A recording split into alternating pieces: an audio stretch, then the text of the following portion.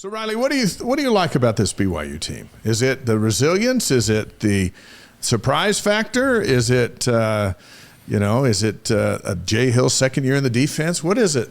It's exactly what you said. I said on all the preseason media and kind of coming out, it's just like, if BYU can just get a pass rush, I can die a happy fan. Like, I have been so frustrated with the philosophical approach. And keep in mind, maybe part of this is hung over from, I played against those Sac Lake City defenses, which who architected those? Kalani, Sitake. Jay Hill was on those staffs. Right. Gary Anderson, who's a consultant down at BYU now, he was there leading the charge. And playing against those defenses, they made my life like truly hell on earth.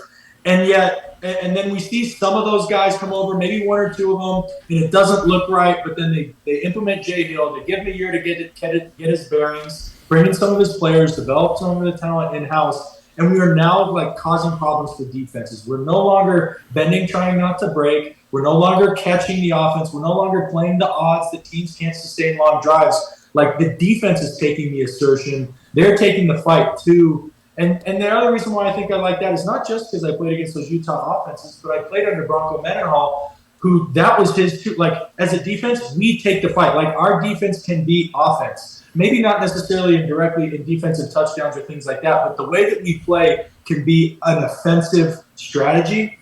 And so that's my favorite thing about this team. It's probably the first thing I mentioned because it's also the biggest contrast from what we've seen in recent history.